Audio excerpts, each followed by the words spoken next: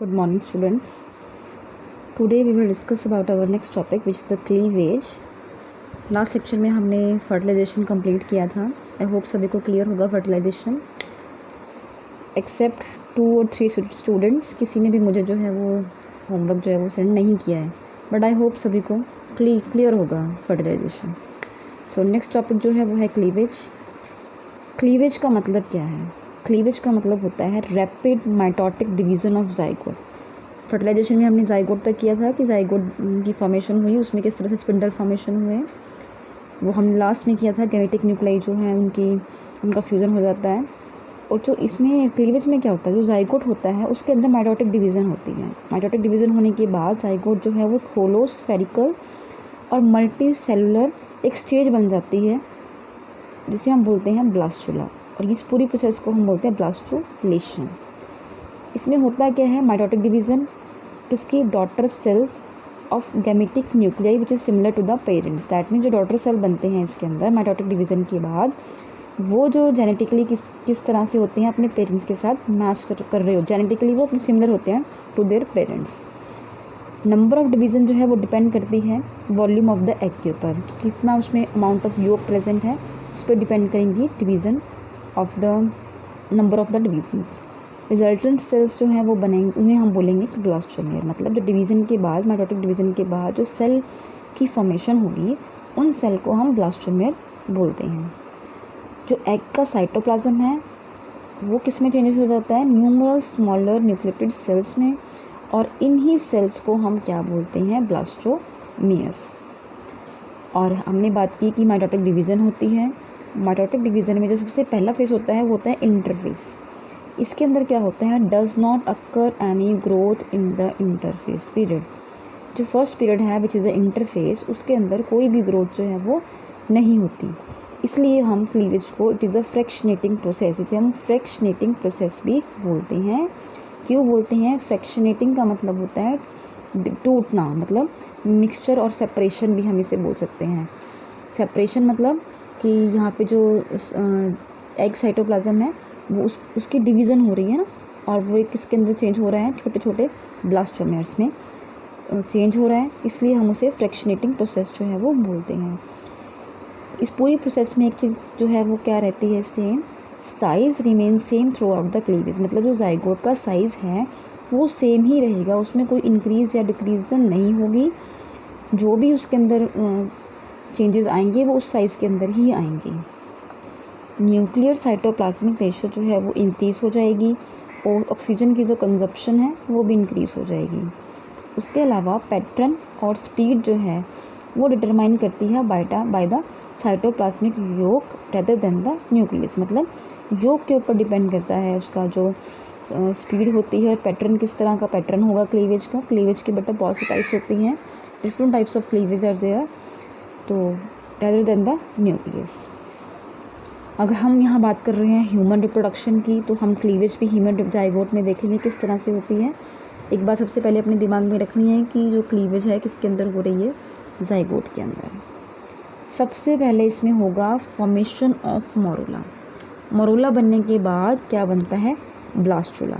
सबसे पहले क्या बनता है, मोरूला, देन ब्लास्टुला.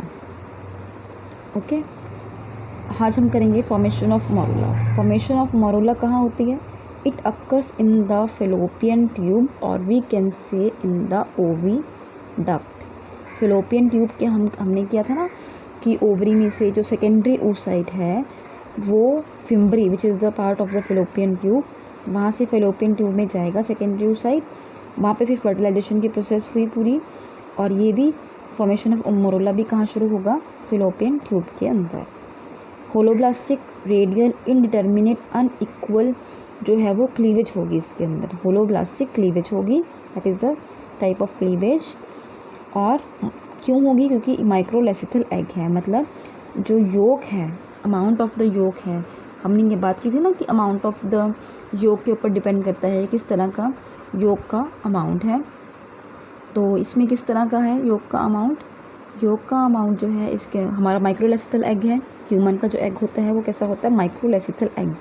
हम कह सकते हैं कि इसमें जो अमाउंट ऑफ योक है वो स्मॉल होता है, कम होता है, और वी कैन से मॉडरेट होता है, मतलब लार्ज अमाउंट ऑफ योक जो है वो प्रेजेंट नहीं होता जिसके अंदर ह्यूमन जाइगोट के अंदर।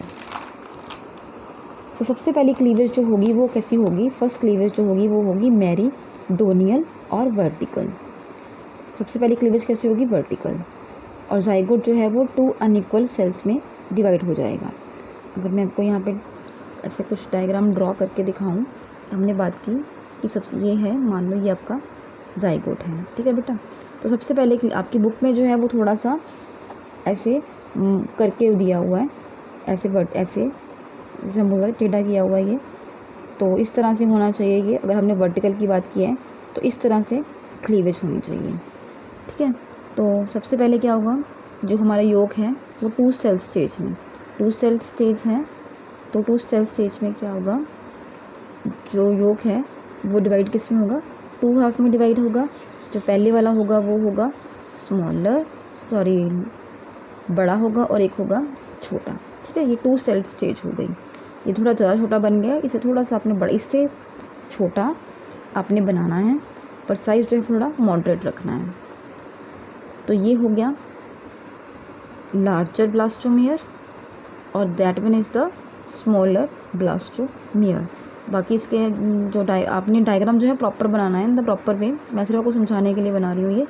और इसके बाहर जो है वो जोना पेलिसुडा जो है वो प्रेजेंट होती है। ये हो गई 2 सेल स्टेज। 2 सेल स्टेज में क्या है, वर्टिकल डिवीज़न हुई है, वर्टिकल को हम मेरिडोनियल डिवीज़न भी बोलते हैं, और 2 अनइक्वल पार्ट्स में ये डिवाइड हो गया है, larger as well as smaller blastomere, ठीक है। उसके बाद आती है 3 सेल स्टेज। उसके बाद आती है 3 सेल स्टेज। फर्स्ट क्लीवेज में क्या हुआ, 2 अनइक्वल पार्ट। सेकंड क्लीवेज में क्या होगा, ये भी मेरिडोनियल होगी but perpendicular to the first and take first in the large blastomere. उसके बाद क्या होगा, साइज़ बेटा आपने सेम रखना है, इसका साइज़ आपने छोटा बड़ा नहीं करना है। हमने बात, इसने कहा कि सेकंड में जो ये वाला है लार्जर ब्लास्टोमियर है, इसके अंदर चेंजेस आएंगे। दैट मीन्स जो छोटे वाला है वो सेम रहेगा, और जो बड़े वाला है इसकी डिवीज़न होगी। दैट मीन्स ये 2 जो है इक्वल पार्ट्स में डिवाइडेड होगा, और इसमें ये क्या हो गए, तो ये होगी 3 सेल्ड स्टेज। दैट मीन्स ये जो था ये लार्ज ब्लास्टोमियर था, और ये this one is the smaller blastomere, और ये परपेंडिकुलर हो गई to the this one, that is perpendicular हो गई ना ये। और जो थर्ड सेल स्टेज होती है उससे क्या बनेंगे, थर्ड सेल स्टेज फॉर्म, उसके बाद 4 सेल स्टेज फॉर्म, उसके बाद क्या होगा, 3 सेल स्टेज हो गई, फिर 4 सेल, मतलब पहले इसमें डिवीज़न हुई, अब इसके अंदर डिवीज़न हो जाएगी। इस तरह से ये 4 सेल बन जाएंगे। 4 सेल के बाद 8, 16 बाद 18, इस तरह से डिफरेंट काइंड्स ऑफ स्टेज आएंगी।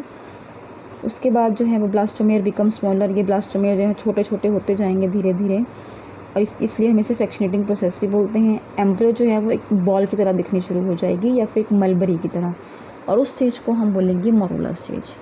और ये मरूला स्टेज कब आती है, जब इसके अंदर 32 सेल जो है वो बन जाते हैं। 32 सेल स्टेज जब आती है उसे हम बोलते हैं मरूला। और इसमें क्या होता है, जो साइड वाले सेल होते हैं इनका साइज़ थोड़ा सा बड़ा होता है as compare to these sales.